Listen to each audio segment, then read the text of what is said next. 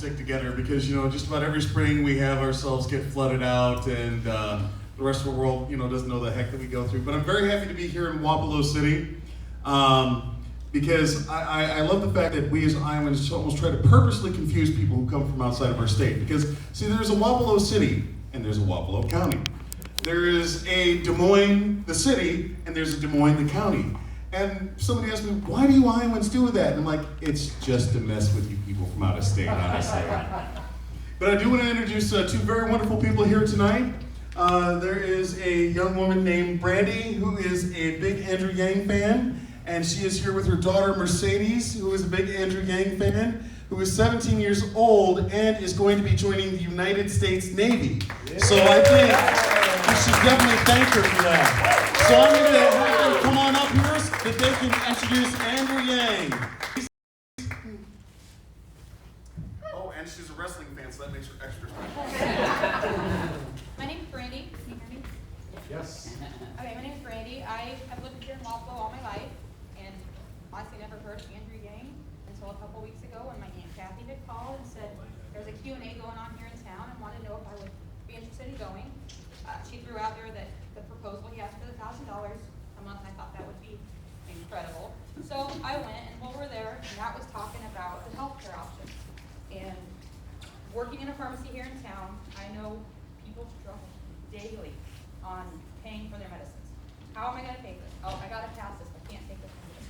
So his options on healthcare would be great. There's so many options he's proposing, and as a cancer survivor, if I would have had some of those options, it would have helped me financially and my family financially. $1,000 a month would have kept me from working a full-time job as I was going through cancer treatments. And I would love for any other cancer patient to have that option. So Andrew Yang is your guy. While we were there, I learned that my daughter Mercedes could caucus this year. She's 17, and this is my daughter Mercedes.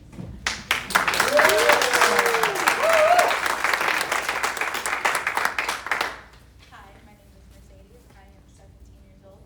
I live here in Wapello too. So, like he said, I am joining the Navy. I did the boot camp in July.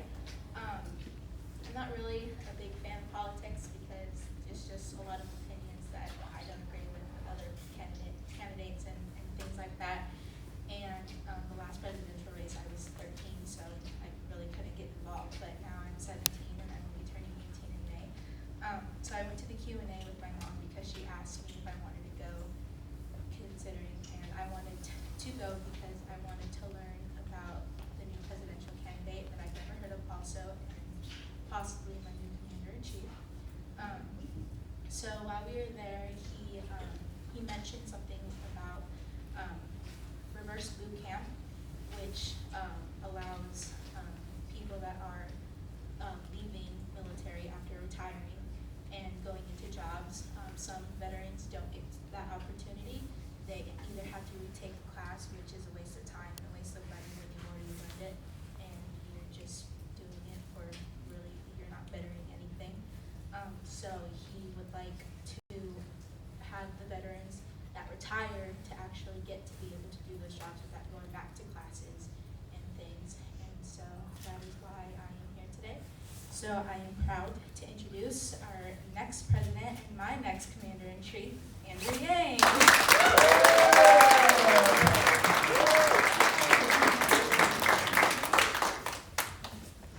Hello, Wapello. How are you? It's so good to see you.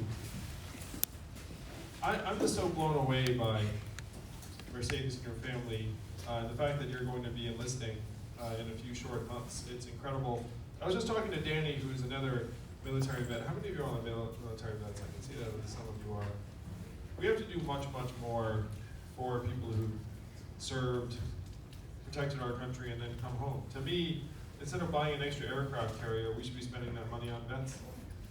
And when I talk to veterans who struggle with various things, some of the lessons I've learned, I try and learn from veterans in particular, but we need to make things that make your lives easier more freely available to you. So that can include things like marijuana in some cases. That can include having care from the VA, that you don't have some massive waiting list, or you don't have to drive hours and hours. That the VA needs to be held accountable to deliver the services that you've earned to you in the right time frame, and not have you on this waiting list that lasts for months and months and months. So thank you for the journey you're about to embark on, Mercedes. It's really awesome. I know everyone here feels the same way.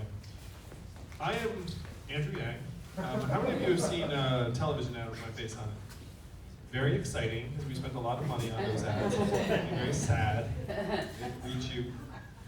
So you have a sense of my background. I'm not a professional politician. I'm an entrepreneur and problem solver. I spent the last 7 years running a nonprofit that helped create jobs throughout the Midwest and the South. And I became convinced that we're going through this epic economic and technological transformation that is pushing more and more Americans to the side. I believe that is why Donald Trump won Iowa, which is traditionally a purple swing state, by almost 10 points. Because we blasted away 40,000 manufacturing jobs right here in this state.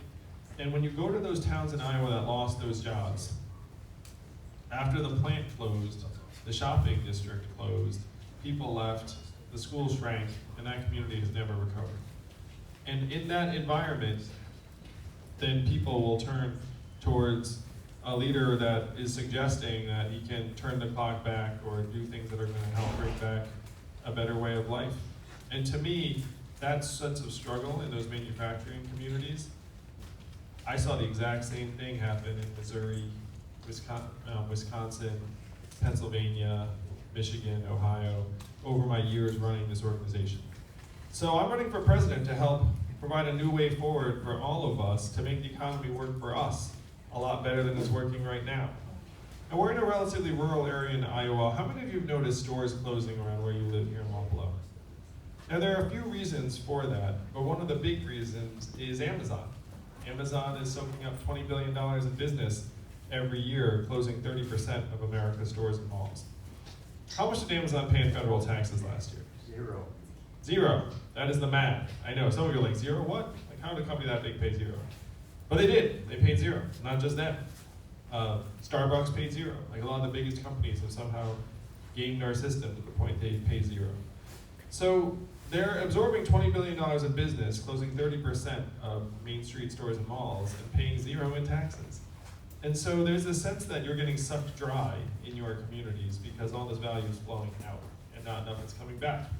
So my plan is to take this value that's flowing out of your communities and out of Iowa and bring it back to you in the form of a dividend of $1,000 a month for every American over the age of 18. Now this seems almost too good to be true, I'm sure. Raise your hand if you thought this is a gimmick, this is too good to be true, this will never happen. Oh, I understand. But this is not my idea and it's not a new idea. Thomas Paine was for this at the founding of our country, called it the citizen's dividend for all Americans. Martin Luther King, whose birthday we celebrated on Monday, was fighting for this in the 1960s. It is what he was fighting for when he was killed in 1968. And I know this in part because I sat down with his son, Martin Luther King III, in Atlanta, and he said this is what his father was fighting for. It passed the US House of Representatives twice in 1971 under Richard Nixon. Bipartisan, had 1,000 economists endorse it. And then 11 years later, one state actually passed a dividend where now everyone in that state gets between $1,000 and $2,000 a year, no questions asked. And what state is that? Alaska. And how does Alaska pay for it? Oil. And what is the oil of the 21st century? Technology. Technology, data, AI, self-driving cars and trucks. A study just came out that said that our data is now worth more than oil. How many of you saw that study? How many of you got your data check in the mail? Still waiting on that, right? Yeah, we're all waiting. So if your data is now worth billions of dollars a year, and you are not seeing a dime of that, then where's all of that money going? Amazon, Google, Facebook, Apple, the mega companies that are not paying anything in taxes. That is what we have to change. How many of you all are parents like me and my wife Evelyn? If you're a parent, you had this sinking feeling over the last number of years, months, days, that the future we are leaving for our kids is less bright, less secure, and less prosperous than the lives that we've led. And the reason we feel that way is because it is that way. If you were born in the 1940s, the United States of America, there was a 93% chance you were going to do better than your parents. That's the American dream. That's what brought my family here. That's what we all aspire to leave to our kids. But if you were born in the 1990s in this country, you're down to a 50-50 shot. It's declining fast. That's why we feel the way we do. That's one reason why Trump won Iowa by almost 10 points. If you don't feel good about your future, then it's very hard to get excited about the people that are currently in DC. So this is what we have to change. We have to take DC back and make it work for us, make it work for you, make it work for your families. Because right now, DC is not working for you. Let's be honest. DC is working for the big companies, the same ones that are sucking your community dry. Now, you may not know this. It doesn't feel like this because we're here together on a blustery winter night. But you all are among the most powerful people in our country today. I know, does not feel like it. But I did the math. Do you know how many Californians each of you is worth?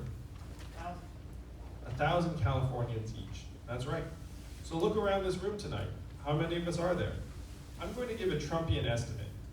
There are 400 people in this room. It's the biggest room anyone's ever seen. It looks like there are about 30 people here tonight. But 30 people is still almost one football stadium full of Californians. That's the power that you all have to change the future of this country. That's why I am delighted to be here, because I know what you all can do. So the question is, what message will you take to the rest of our country on February 3rd, 11 days from now? And the message I want you to take to the rest of the country is to say, hey, we need to take back our government from the corporate interests that are running us off a cliff.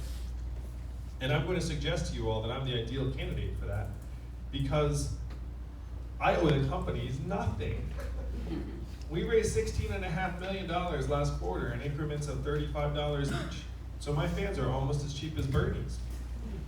But it's just ordinary Americans like you putting up $5, $10, $20 to try and get back our government.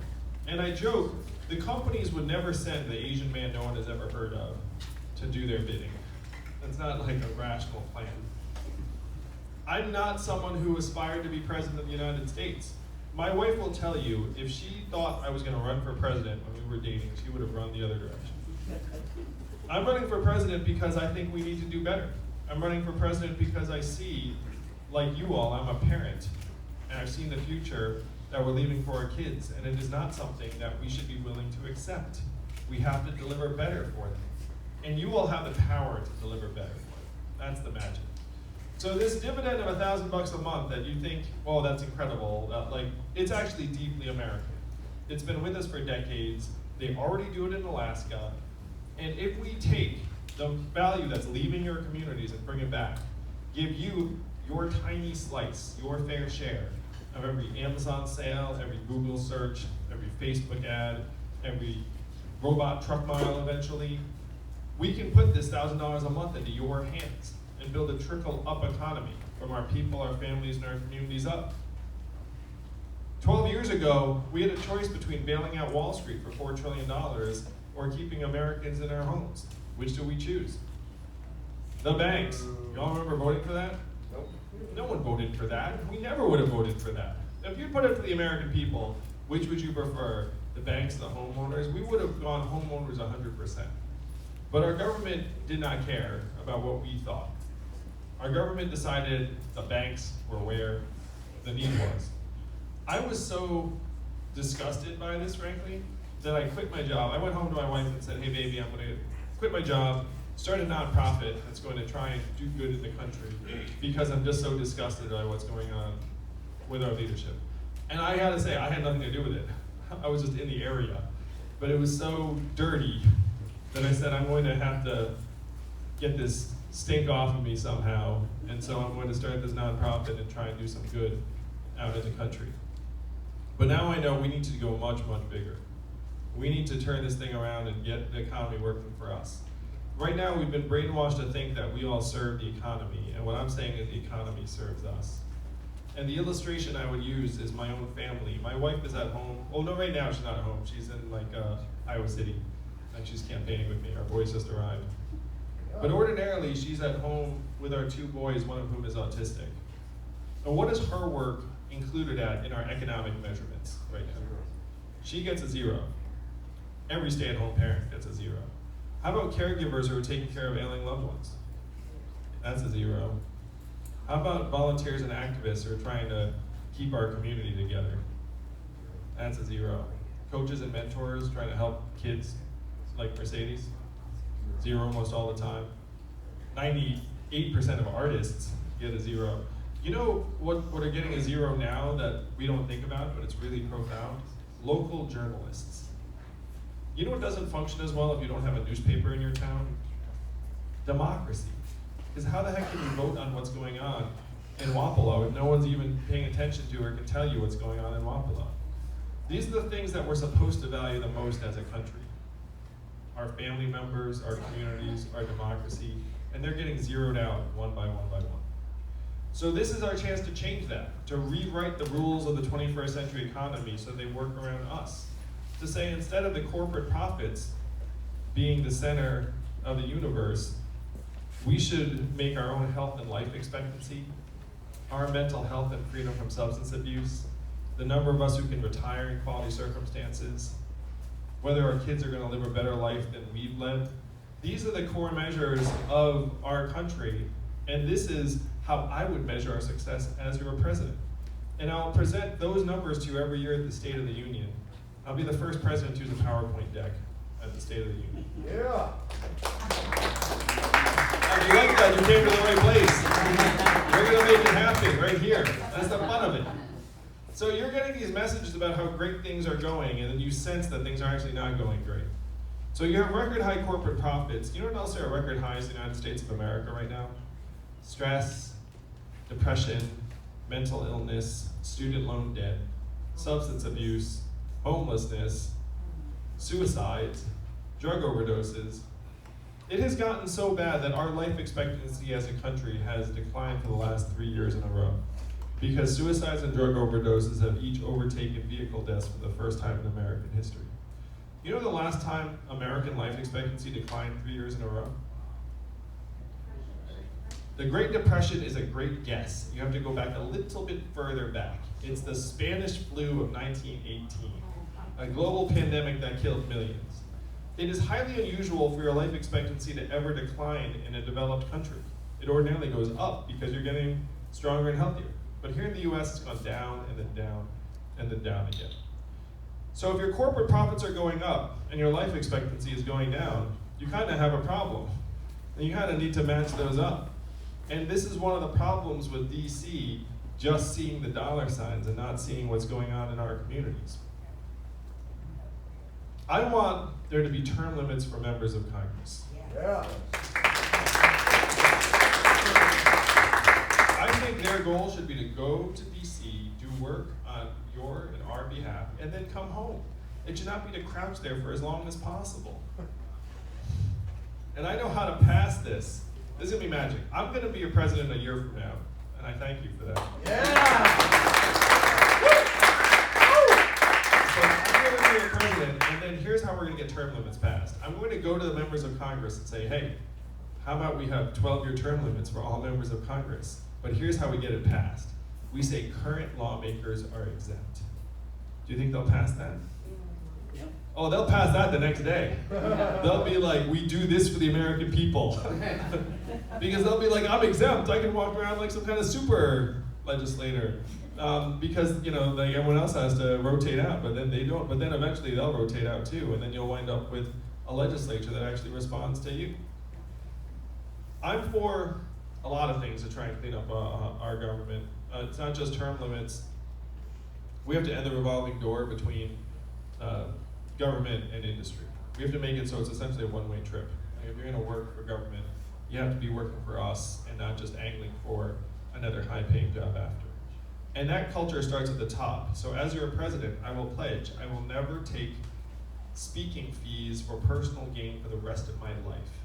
Because there is no way that you can actually change the culture unless the person at the top sets the example. If the person at the top takes $250,000 for an hour speech after they leave office, then everyone looks up and says, I guess that's how we do things here. So you have to make that change in the White House. As your president, I pledge to you, I will do your work for 8 years. I will not stay in DC one more day than I have to. And after I leave office, you will never hear from me again.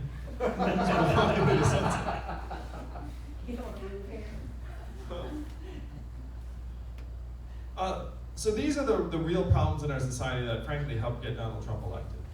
Donald Trump said he wanted to drain the swamp, and a lot of Iowans, a lot of Americans looked up and said, yeah, I actually kind of applaud that. The fact is, Washington, D.C. today is the richest city in our country. Think about that. What do they produce? Hot air. It is unclear what they produce, but whatever they're producing, business is awfully good. Donald Trump said he wanted to drain the swamp. I want to do something a little bit different, Wapello. I want to distribute the swamp. What do I mean by that? Why do we employ hundreds of thousands of government workers in the most expensive city in the country? Why wouldn't we move some of those jobs to Michigan, Ohio, Wisconsin, Iowa? We'd save billions of dollars off the bat, and I would argue that those agencies would make better decisions because they live someplace normal with normal people and not in a bubble where they just talk to each other all the time. These are the things that would actually make our government and our country work for us again. Make it so that the economy is organized around us. The machines have to work for us, not the other way around. And the fact is, if we all continue to try and act like everyone's going to, frankly, be responsible for our own economic success at that level, we're going to keep losing in ways that right now, frankly, most of us can't even imagine. And I sense that that's happening here in Wapello, it's happening in different communities. But imagine when the robot trucks come and the trucks don't even need to stop at Iowa 80 and Davenport anymore. Like, imagine the effect that some of these innovations are going to have on our communities. We have to evolve as quickly as possible and have a different approach to how we do things. I've been to the richest places in our country. I've been to some of the poorest. And trust me when I say that we need to balance out this economy in a very, very dramatic way. Now, I mentioned the bank bailout. One of the things you think of when you think this $1,000 a month, you're like, how are you going to get the money for that? Remember anyone looking around saying, where were you going to get the money for the $4 trillion bailout for Wall Street? No, it's like the Wall Street banks needed it, like, there you go. This is our time. It's our time to actually get some of the resources of the richest, most advanced economy in the history of the world and put it to make our families stronger and healthier, more whole. I love campaigning here because this place is where the future of the country is going to be determined. I've been campaigning now for 2 years. I went to DC before I started running and I said, hey, how are we going to help our people manage this transformation of our economy? And the people in DC wanted nothing to do with it, honestly. The things I got from them were things like, literally like, we can't talk about that. We should study that further, things like that. But one person said something that brought me here to you all tonight. He said, Andrew, you're in the wrong town because no one here in DC will do anything about this. Fundamentally, this is a town of followers, not leaders. And the only way we'll do something about it is if you were to create a wave in other parts of the country and bring that wave crashing down on our heads. And I heard this and I said, challenge accepted. I'll be back in 2 years with the wave. And you all are that wave. You're that wave on February 3rd. We can take this message to the rest of the country and it will spread like wildfire because they've been waiting for it. And I know they've been waiting for it because I've already outcompeted half a dozen senators, governors, congresspeople, and the rest of it. Now, if you think about this, a poll just came out 30 minutes ago. I was 4th. So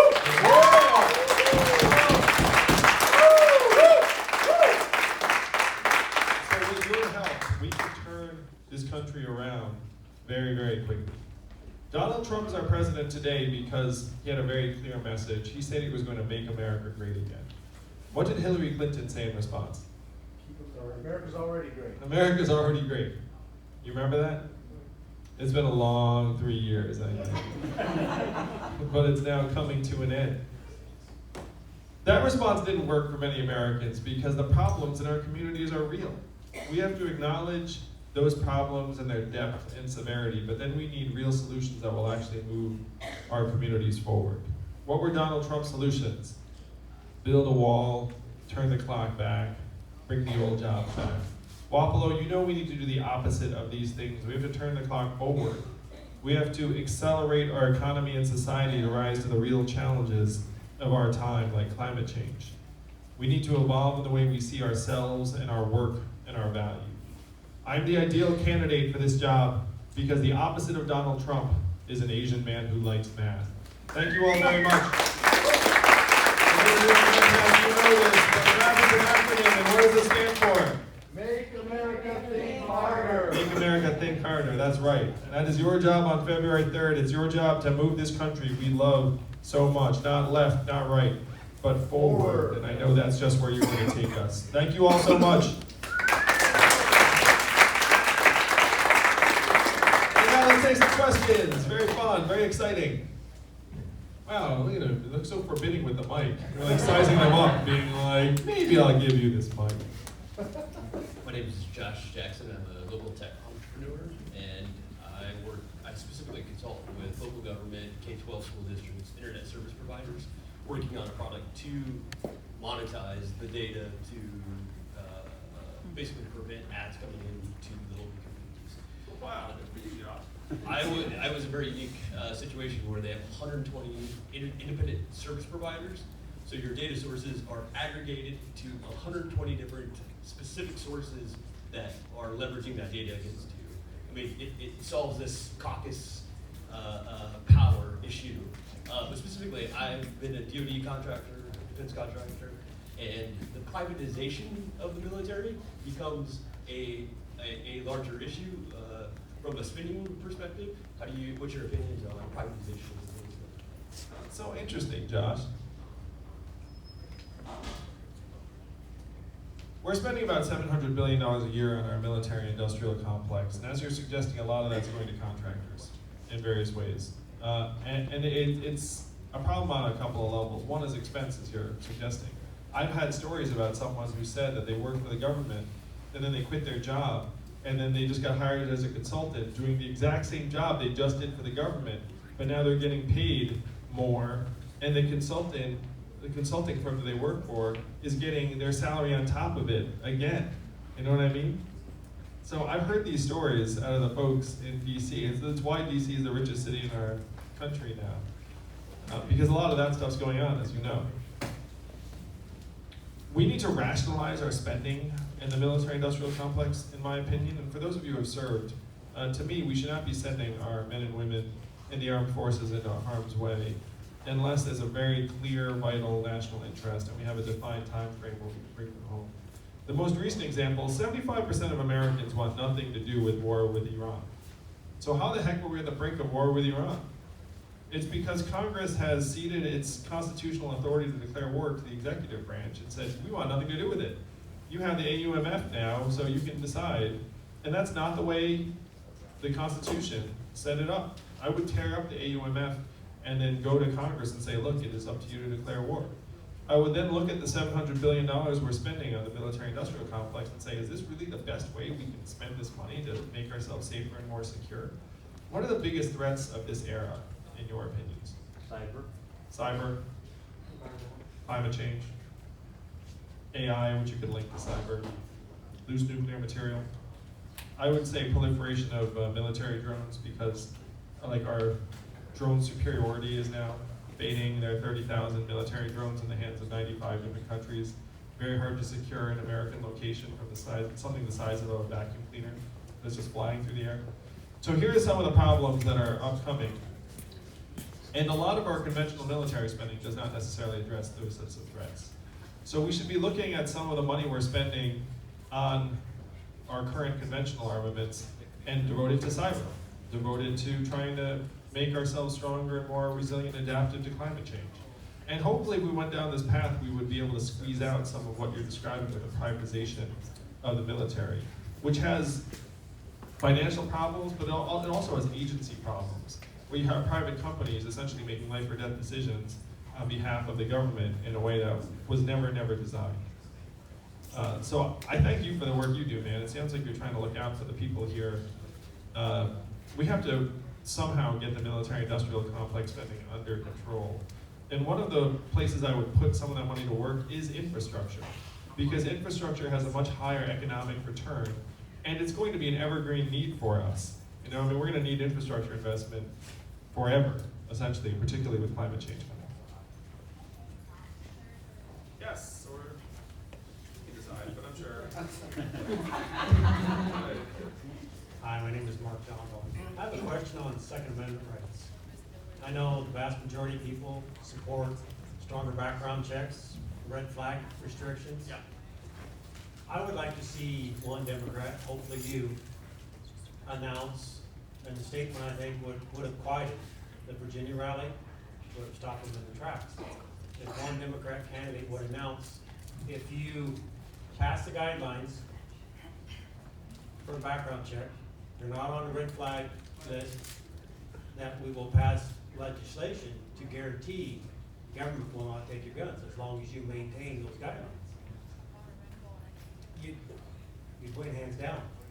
I liked that line of thinking, because to me it's obvious that of course we're not going to take your guns away if you have now run afoul of something. And I know there are many people that are concerned that somehow we're going to. As president, I would state the obvious in my mind, which is like, we're not going to come take your guns away out of private homes, like unless there's literally like a warrant for your arrest or something crazy going on. And to imagine that we could should be a non-starter. I hope that we can make that point to people. One of the things I say to folks who are concerned about gun ownership, gun violence, is that almost 2/3 of the gun deaths we're talking about are suicides. You know, and the fact is that just as part of the human condition, if you had a self-destruct button on your body, you would probably press it at some moment of weakness or shame or guilt, but then the moment passes and then you're like, oh, well, that was not what I wanted to do. But if you're a gun owner, sometimes you make irreversible, tragic decisions that can tear your family apart. And so when you talk about trying to reduce gun violence, that's where the math says most of the gun violence is, and that should be something that gun owners are open to as well, because many times the gun owner is him or herself the victim. So I would love to reframe the conversation around gun violence where it's not in this sort of, because no one's going to take your guns away. I completely agree. And you're more likely to have you or a family member be a victim of gun violence than anyone else. And so we're not trying to, we just need to try and make people stronger and safer in various ways. So I love your line of thought. I would certainly be very, very open as president saying, look, no one is going to take your guns away. And if you need us to legislate that, to state what I think is completely obvious, I'd be happy to do so. I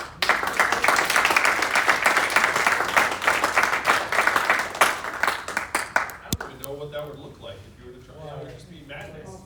I wouldn't want to run that team. Yeah, it's like, yeah, they want to go to Americans and be like, yeah, I'm here for your gun. I mean, like, yeah, it'd be like the worst job in the world. Oh, this? I'm sorry, Mercedes, we'll get you. You deserve a question, Mercedes. Hi, my name's Sally Walker-Dunlop. You said that you were in favor of term limits. Have you given any thought to an age limit instead of a term limit? We already have minimums. Why don't we have a maximum? You know, why don't we have a maximum age that you can be president, a maximum age that you can serve in Congress? Sally. I will say I believe that 12-year term limits would solve this problem in like 95% of the cases for members of Congress, because you're not going to show up that first time at age 70 and then stick around 82. Like, one of the reasons why people are so old in government is because they just get to be there for a long, long time. So I think 12-year term limits addresses most of it, at least in the congressional level. At the presidential level, it's a very, very interesting question, because you do have age minimums, but then they just assumed in a democracy people would figure out whether or not someone had the right qualities to be president, including their age. And so certainly, I think it'd be tough to put in some kind of age cap. One thing I think we should be open to is that if you're running for president, you should just be happy to be subject to various medical examinations or like evaluations and be like, hey, look, like you got a big job, like let's put you through a checkup and not some frankly nonsense checkup where your personal physician's like, you know, the healthiest person in the world or whatever the heck like, nonsense going on. Like send them to like a military hospital, have a freaking, you know, have someone who's like down in that chain of command just be like, look, send them to the VA, send the military doctor, and be like, hey, let's do an eval. So I think that kind of thing. Or what about the one in the Navy? They'll have to wait in line to get in. I mean it's a tough joke because I know there's some truth to it. But so you could have someone who's not like your paid off personal doctor sign off in various ways. I think that seems very reasonable. But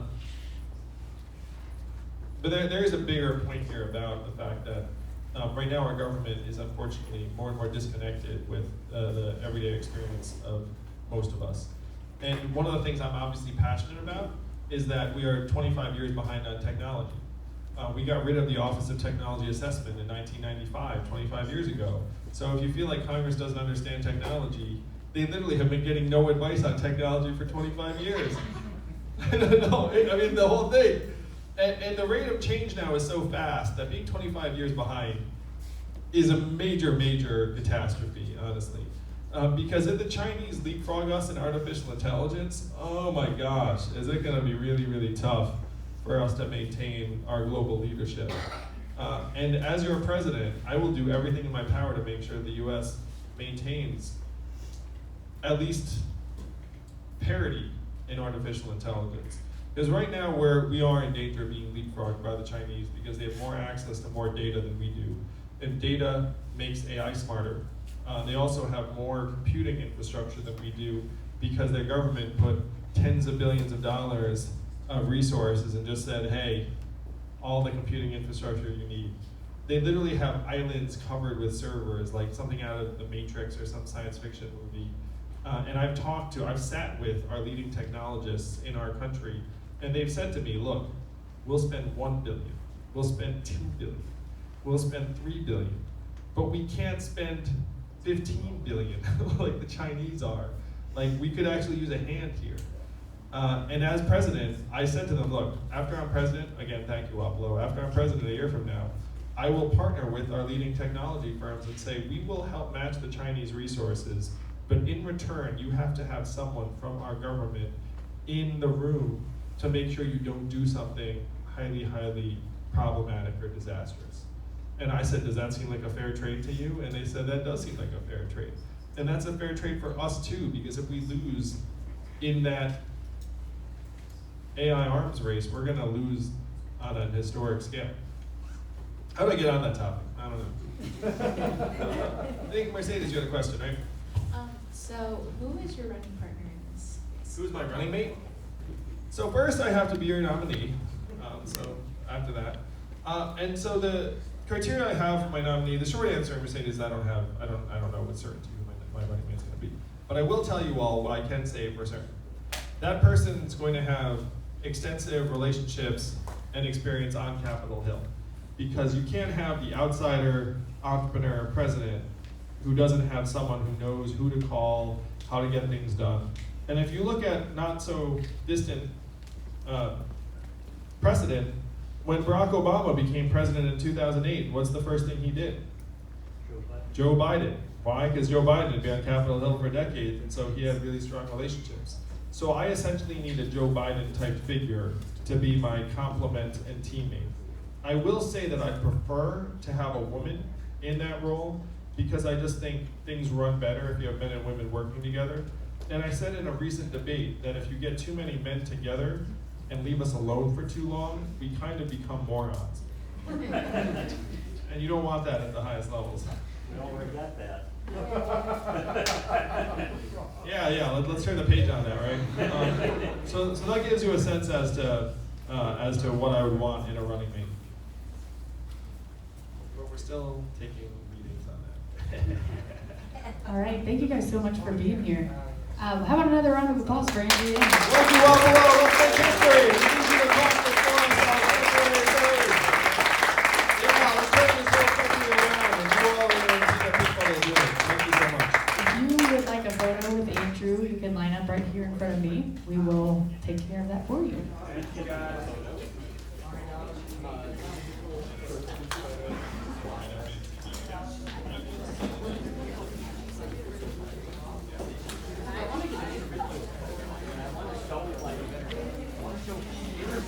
Alright guys, here's the deal. We're looking for an $888.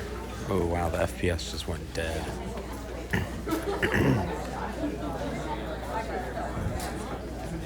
Alright, we're back. We're looking for an $888 donation. An $888 donation to Andrew Yang through the yanggame.com donation link. And if you do that, I will go up to Andrew and say your name and say, person's name, donor's name, just donated $888 to your campaign because you just got 8% in a national poll, and then let's see his reaction. I think he'll be pumped up and excited to hear that you donated that much for his, specifically for this campaign, specifically for this moment.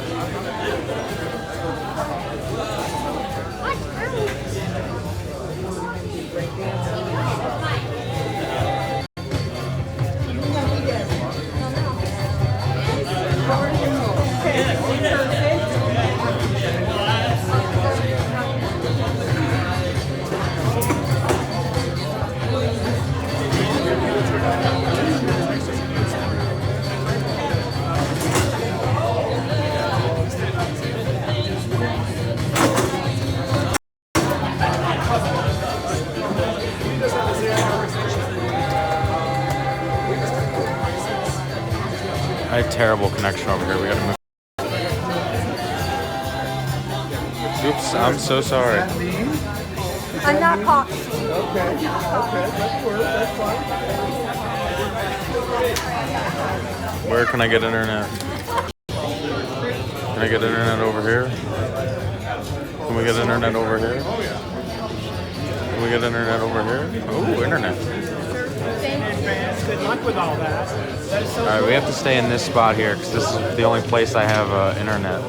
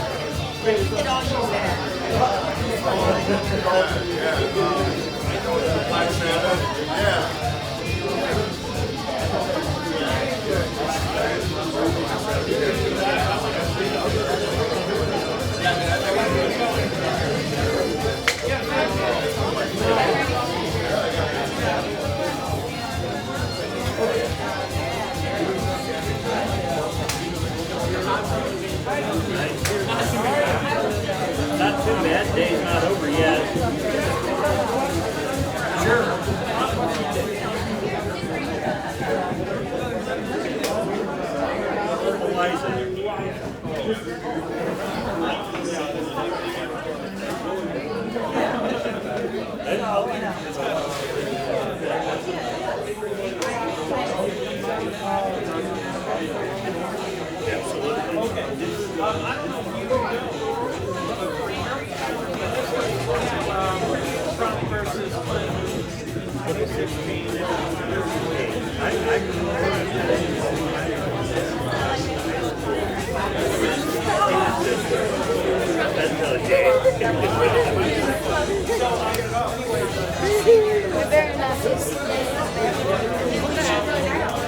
You guys want to be on camera? Nope. Nope, it's on YouTube and Twitch. It's on YouTube. Yeah. It's called the Zach and Matt Show. You should check it out when you have time. When you're not doing your homework.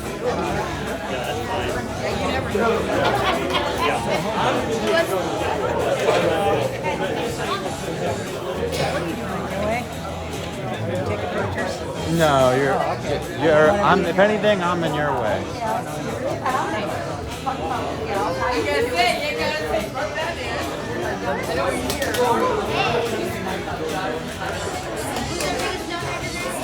I don't know. I'm trying to get someone to donate $888 for the 8% poll because. Oh, so we need someone to donate $888? Yes. Because he just got 8% Yes, in that because poll, then an hour yeah, ago? because then I'll go up to him and say, "Hey, Andrew, someone just donated That is $888 because you got 8%." Come on.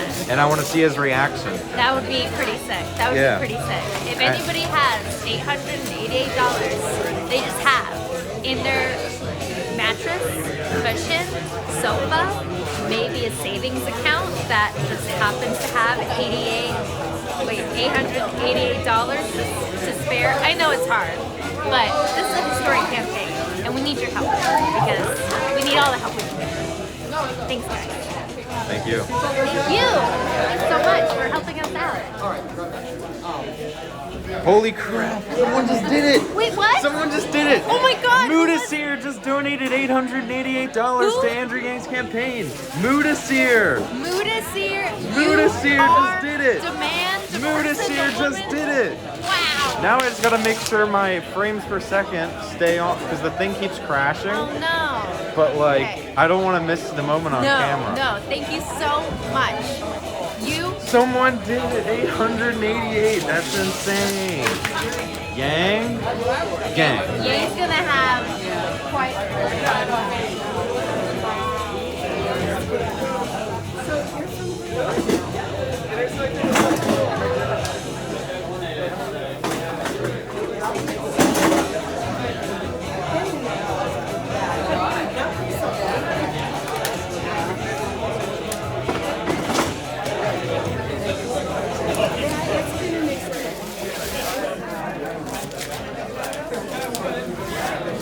Mudasir did it. Mudasir donated $888 for 8%.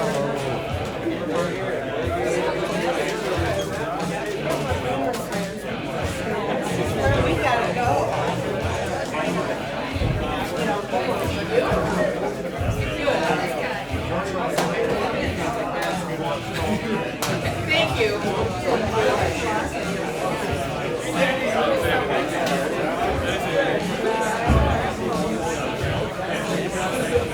I can't believe that Mudasir did it. Thank you, Hyun Soo, for the $8 donation. Joseph for the $8 donation. Joel for the $8 donation. Oh my gosh, 2 people did it. Janet just donated $888.88 to Andrew Yang's campaign. And so did Mudasir. Mudasir and Janet.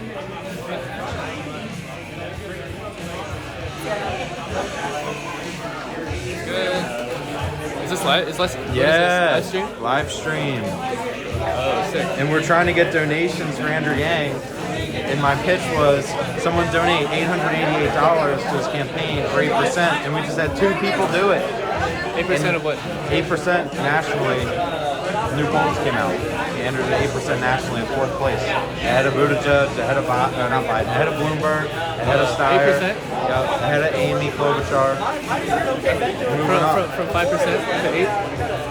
8% nationally. Yeah. Holy shit. Yeah. Yeah. Colin with the $10 donation. Adam with the $8 donation. Charles with the $8 donation. Zhao Nan, I think I said that wrong, with the $8.88 donation. Vito with the $8 donation. What are your guys' names? Wait. Where are you getting all these live updates? I have a Act Blue page that goes to that guy, but I get to see the information. Anyone can make one. What's your name? Nice to meet you. Yeah, My name's Matt. I did a couple throughout the week. So. Heck yeah. Heck yeah. Did you guys hit 1 million yet? Well, I'm not with the campaign, but the campaign hit 1 million. Okay. I'm like freelance. Oh, gotcha. Yeah. Easy peasy. Cool, man. Have a good night. You too. You too. Hold up. I gotta have a second camera in case. I'm gonna have this phone recording it as well. It was Mudasir and Janet. Mudasir and Janet.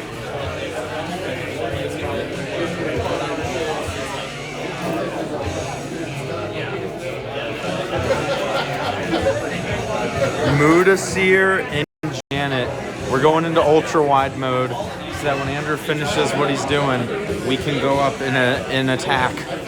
Not that kind of attack, but Mudasir and Janet, you are heroes. And thank you, Roslyn, for the $8 donation. Cole for the $1.88 donation. Cole with the $1.08 donation. Brandon with the $8 donation. Cherie with the $10 donation. Where did I leave off? Adam with the $8, Charles $8, oh, Veda with the $8, Larry with the $8, Christy with the $8.88, Tom with the $8 donation, Mary with the $8.88 donation, W with the $8 donation, Kayla with the $8 donation, Sean with the $10 donation, Brandon with the $8 donation, Rachel with the $8 donation, Marie with the $100, Ryan $8, Tim $8, Tim again donating, Jack $8 donation, Kirk $8 donation, Jordan $4 donation, Rosalie $8 donation, Carrie, I'm literally bouncing around, I'm so excited. Carrie, $10 donation. Carlos with the $8. Eddie, $8 donation. Samantha, $8 donation. Lisa, $25 donation. Grace, $8 donation. M with the $60 donation. M again with the $50 donation. Shuhong, $10. Choi for the $25. Courtney with the $5. Chris with the $25. Karen with the $5. Penny with the $1.46. Rebecca with the $5. Heather with the $25. Andre with the $10. Michael with the $20. Chow with the $10. Marut with the $100. David with the $5. Ming. Oh, okay, that's where I left off already.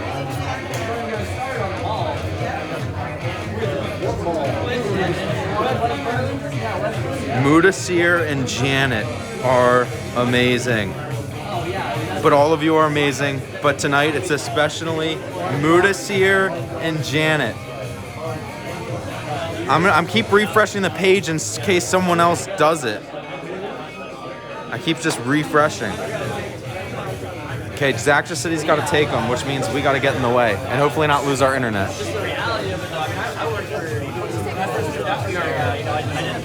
Just come for anything. I came to help out the build and I got the Boogaloo Cafe there. One more picture here, bud. All right. Yeah, like I was working there and man, you did not want to work for a I'm going to refresh one more time during this last picture and then the window is closed. Austin with the $1.88 donation. Mudasir and Janet. Mudasir and Janet are the names. I'm trying not to forget them. Mudasir and Janet.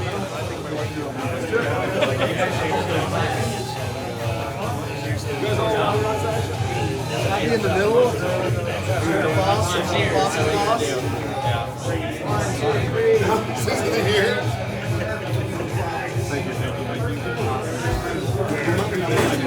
So,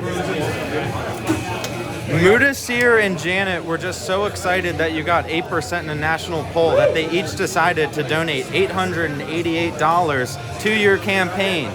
So it's Mudasir and Janet. Mudasir and Janet, thank you so much. You know, $888 is a very auspicious number in Asian culture. Maybe you knew that. You probably did. But regardless, it's an awesome contribution. 888, 8%, $888. Let's go all the way. I can take the 8%, baby. Thank you. Thank you. Thank you. Let's go!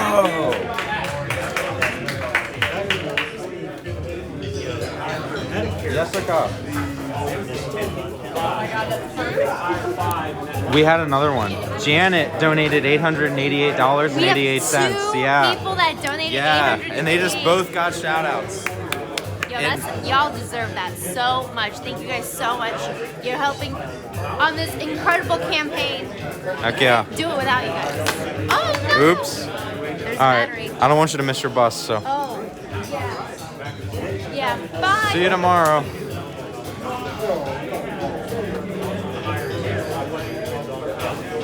Kyle with the $8 donation. Zach with the 25. Vicky with the $8.88. Kai with the $8.88.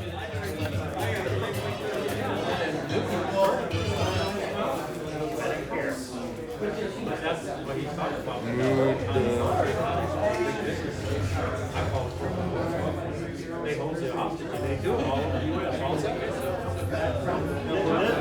One person here, and they move something, and they're all doing a shuffle because they get better. Well, no, that's just for 11 months. This doesn't include. Not always Yeah. This says what my code payment for the year is. That's for 11 months. And then you can't offer money in Iowa. They're talking about But you have to stop at the tax for this point. I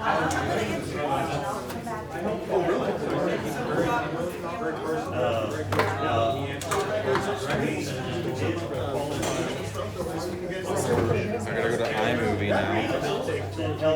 Because I accidentally cut it because I thought Andrew was done. And that's what I like. Without that, You're talking about that's how you should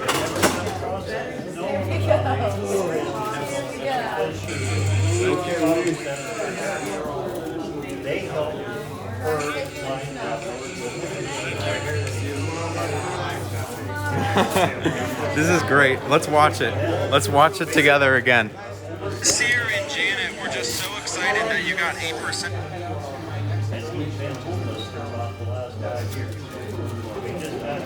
Sear and Janet were just so excited that you got. Sear and Janet were just so excited that you got 8% in a national poll that they each decided to donate $888 to your campaign. So it's Mudasir and Janet. Mudasir and Janet, thank you so much.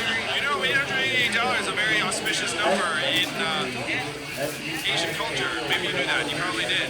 But regardless, it's an awesome contribution. 888, 8%, $888. Let's go all the way. Thank you. Thank you. Thank you. That's awesome.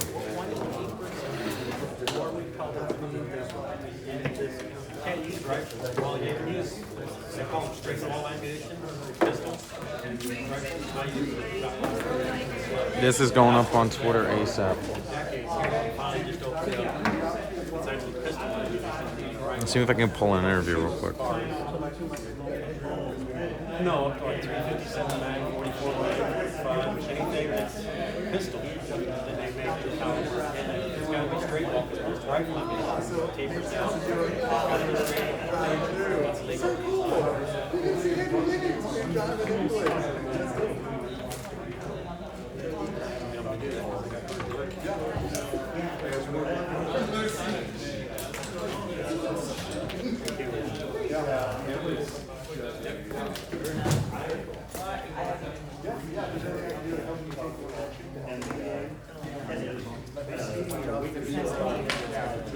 It's 61, head south, you get there.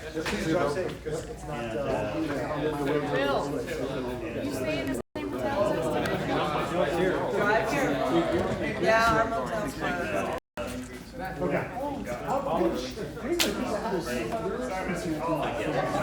Oh yeah,